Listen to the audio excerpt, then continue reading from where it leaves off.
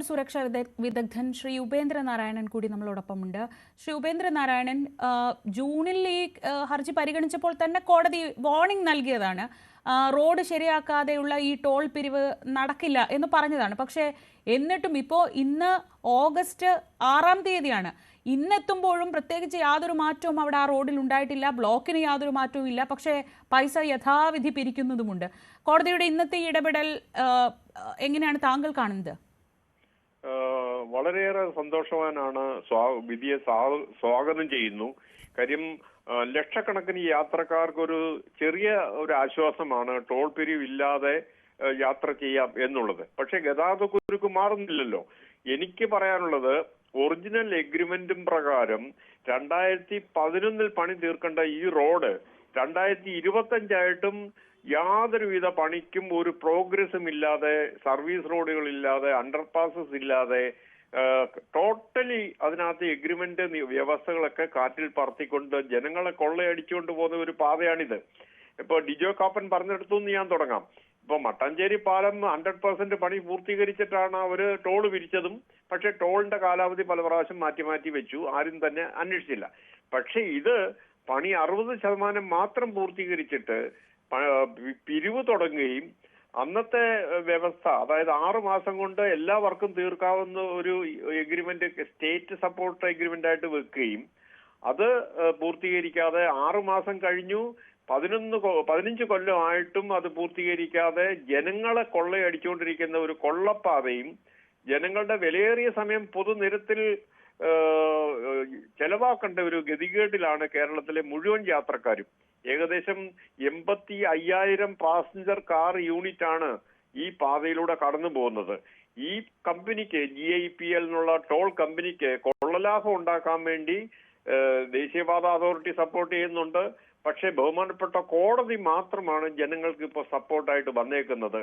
അവിടെയും കാര്യമായ പണി നടക്കുന്നില്ല. ഇപ്പൊ ബഹുമാനപ്പെട്ട ഹൈക്കോടതി ചൂണ്ടിക്കാണിച്ചു ജൂൺ മാസത്തിൽ തന്നെ പണി പൂർത്തീകരിക്കണം.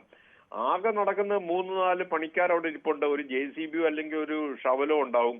അല്ലാതെ ഒരു യുദ്ധകാല അടിസ്ഥാനത്തിൽ കാര്യം ഗൗരവം എന്താണെന്ന് വെച്ചാൽ, നമ്മൾ യാത്രക്കാരെല്ലാം അത്യാവശ്യക്കാരാണ്. ബസ്സിനകത്ത് യാത്ര ചെയ്യുന്നവരായാലും കാർ ഓടിച്ചു പോകുന്നവരായാലും ഒരു സ്ഥലത്തുനിന്നും മറ്റൊരു സ്ഥലത്തേക്ക് പോകാൻ അത്യാവശ്യപ്പെട്ടു പോകുന്നവർക്ക് ആർക്കും തന്നെ എയർപോർട്ടിൽ പോലും പോകാത്ത അവസ്ഥയിൽ ഇവിടെ കുടുങ്ങിക്കിടക്കുകയാണ്. ബഹുമാനപ്പെട്ട ഹൈക്കോടതി ഇടപെടൽ വളരെ സന്തോഷമുണ്ടാക്കുന്നുണ്ട്.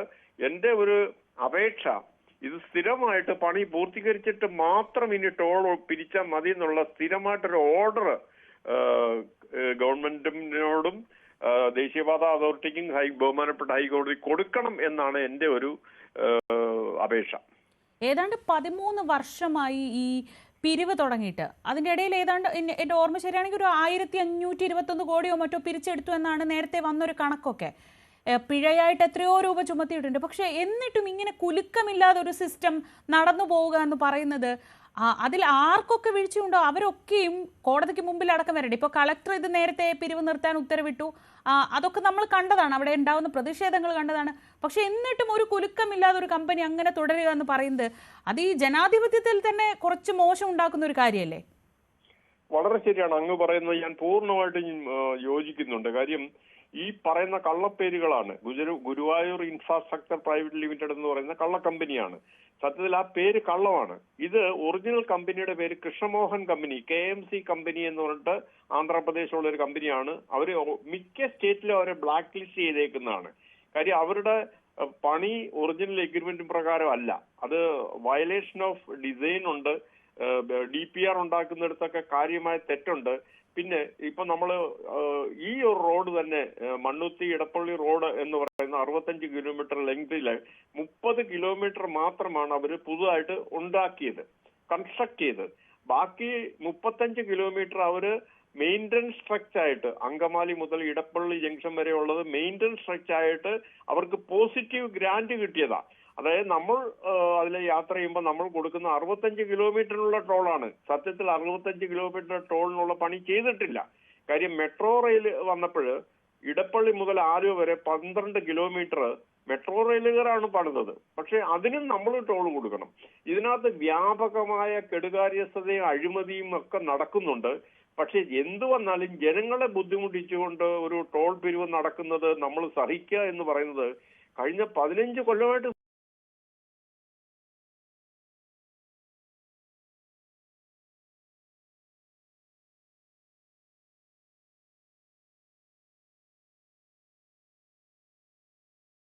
ഒറിജിനൽ എഗ്രിമെന്റിലുണ്ട്, ആർക്ക് വേണമെങ്കിലും ചെക്ക് ചെയ്യാം.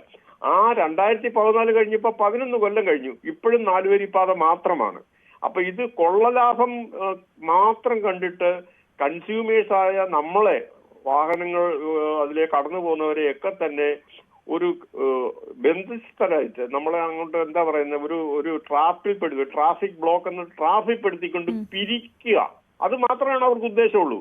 അവർക്ക് നല്ല റോഡ് ഉണ്ടാക്കണമെന്നോ അതനുസരിച്ചുള്ള സർവീസ് ജനങ്ങൾക്ക് കൊടുക്കണമെന്നോ ഇല്ല. അങ്ങേയറ്റം സന്തോഷമാണ് ബഹുമാനപ്പെട്ട കോടതി ഇടപെട്ടത്. ആകെ ഏറ്റവും ഒടുവിൽ നമുക്ക് ആശ്വാസം തരേണ്ടത് അല്ലെങ്കിലും കോടതിയാണ്, അവിടെയാണ് നമുക്ക് പ്രതീക്ഷയുള്ളത്.